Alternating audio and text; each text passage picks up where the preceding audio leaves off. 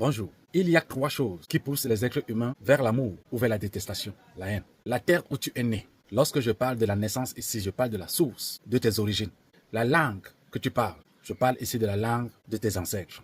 Le canal par lequel tu communiques avec Dieu, certains ont appelé religion et les Africains tradition. Tous les mouvements sociaux du monde se résument à ces 3 éléments. On s'assemble, passons par la même langue, parce que nous sortons d'une même terre ou parce que nous prions le même Dieu. Et les Africains doivent savoir que ce sont les éléments les plus importants de l'être humain sur terre. C'est pour cela que pour vous coloniser, on brise ces 3 éléments. Cela voudrait dire qu'il y a de vos ancêtres à vous une continuité. On court-circuite la langue. Vous commencez à parler la langue du colon. On court-circuite vos croyances. Vous commencez à prier Dieu en la langue et par le canal de quelqu'un d'autre. On vous déporte, on vous sauve de vos terres, vous esclavagisez. Alors, analysons les 3 éléments. Je vais faire une analyse plus ou moins rapide parce que ce sera une série de vidéos pour essayer de replacer les Noirs dans le système africain.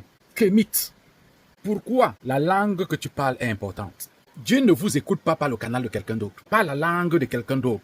Enlevez cela de vos têtes. Un noir peut prier par toutes les langues africaines. Mais s'il prie par la langue occidentale, orientale ou australe, Dieu ne l'écoutera jamais. Dieu ne vous écoute pas. Africains, retenez-le une fois pour toutes. Le code ici, c'est l'ADN. Nous n'avons pas le même ADN. Il peut avoir la même forme, mais il n'a pas le même message. Il ne comporte pas le même code. C'est ici le mystère de Dieu. Dieu ne vous écoute qu'à travers le code qu'il vous a donné, de pouvoir lui parler, de pouvoir vous connecter à lui. Et notre code n'est pas le même que celui des Occidentaux et nous n'avons pas le même code que les autres êtres humains sur cette terre. Pensez-vous sincèrement que même les Hébreux aujourd'hui, les Juifs qui sont en Israël, même si ce sont les faux Juifs, vous pensez qu'ils prient Dieu en votre langue, en anglais, en français? Vous vous trompez. C'est comme si vous demandez à un Arabe sorti d'Arabie Saoudite de prier Dieu en français. Regardez bien, regardez toutes les vidéos. Même s'ils sont français et qui parlent français, en priant Dieu, ils prient Dieu en arabe. Le Chinois va utiliser sa langue pour parler à Dieu. Je le dis bien. L'Africain peut parler à Dieu en toute langue africaine.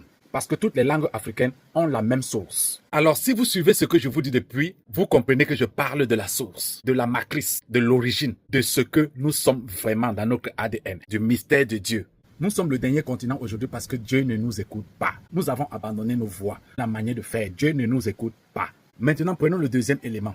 La source, la terre de tes ancêtres. Vous ne vous posez pas la question pourquoi dans la culture africaine, le corps doit toujours retourner dans la terre de ses ancêtres. C'est vrai qu'aujourd'hui nous sommes dans la modernité, mais avant, peu importe là où tu étais mort, on transportait ton corps jusque dans ton village, auprès de tes parents, de tes grands-parents. Ceci dans le but de te reconnecter à tes ancêtres, la source. Pour court-circuiter cela, on nous avait croire que tu peux mourir n'importe où on t'enterre là-bas, la terre c'est la terre. Chez les Africains, la terre est un symbole d'appartenance. C'est la voie, le lien entre tes ancêtres et toi. Imaginez-vous arriver sur une terre sans sépulture, sans ossements, sans rien. Ce serait comme le mythe de Christophe Colomb qui aurait découvert l'Amérique. Alors que quelque part, il a trouvé une terre avec les sépultures, avec des traditions, une civilisation. Si vous ne regroupez pas vos morts dans un endroit bien précis, cet endroit n'appartient à personne. Pourquoi aujourd'hui parle-t-on d'anciennes civilisations, de cités retrouvées? C'est la terre. Parce que cette terre a un témoignage du passage d'un certain regroupement d'êtres humains, de certaines familles. Et maintenant, prenons l'élément qui a attaché le plus les Africains, le canal par lequel tu pries ton Dieu. Dans une vidéo, je vous ai dit, les Occidentaux et nous ne prions pas le même Dieu. Vous n'avez qu'à regarder les 3 éléments et vous allez vous rendre compte que nous donnons toute la puissance à leur Dieu. Nous prions leur Dieu, nous glorifions leur Dieu. Nous sommes dans leur religion, dans leurs églises, dans leur manière de faire. Et nos dieux sont là, attendent nos voix, qui ne leur parviennent jamais, qui ne nous aident en rien. Parce que le canal n'est pas bon. Je vous rappelle que pour parler à Dieu, il faut avoir le même esprit que Dieu. Vous ne pouvez pas être en train d'utiliser le téléphone alors que Dieu vous écoute par le balafon. L'Africain doit utiliser le canal par lequel ses ancêtres invoquaient Dieu. Et ceci me redonne l'occasion pour réaffirmer que l'Africain n'a pas de religion. Nous avons des traditions, une manière de faire laissée par nos ancêtres depuis des millénaires pour nous connecter à Dieu. Les religions importées ne nous ont pas aidés depuis qu'elles ont été introduites en Afrique. Elles nous ont déroutés. Moralement, spirituellement, nous sommes assis dans ce qui n'est pas nous. Nous sommes assis dans ce qui n'est pas nôtre. De ces 3 éléments, je peux additionner avec d'autres. Par exemple, les noms. Comment voulez-vous porter les noms de ceux qui n'ont rien à voir avec l'Afrique? Parce que nous savons que l'être humain incarne le nom. Vous prenez les habitudes selon les noms qu'on vous donne, selon le baptême nominal. L'esclave, on le renomme toujours par un nom de son maître, afin que son Dieu ne puisse plus le reconnaître. Tu t'appelles Tobi, je m'appelle Kutakunte.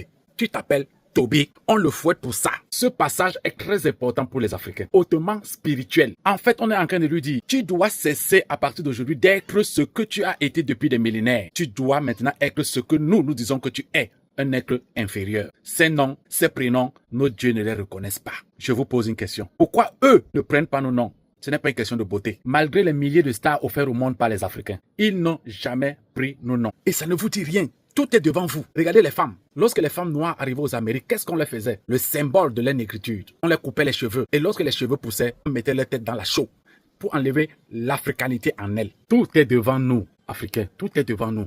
On change les noms. Nous prenons des prénoms des oppresseurs. Nous parlons la langue de l'oppresseur. Nous prions le Dieu de l'oppresseur. Nous quittons nos terres pour aller vivre dans les terres de l'oppresseur. Pendant ce temps, l'oppresseur, lui, quitte ses terres pour venir dans nos terres.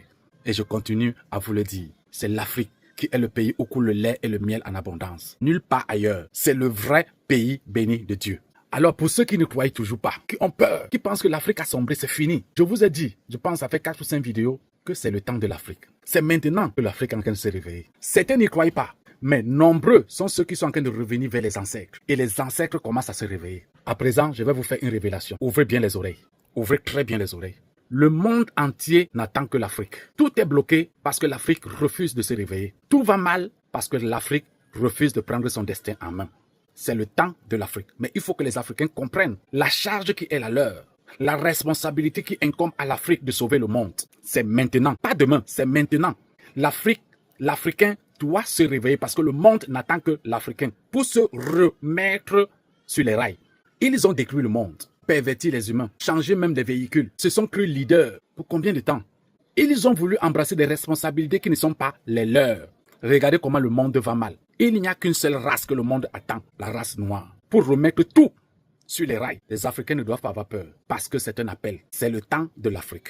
Toute la puissance du monde, les 4 vents et toutes les étoiles sont alignées pour que l'Afrique rebrille à nouveau, règne à nouveau sur le monde.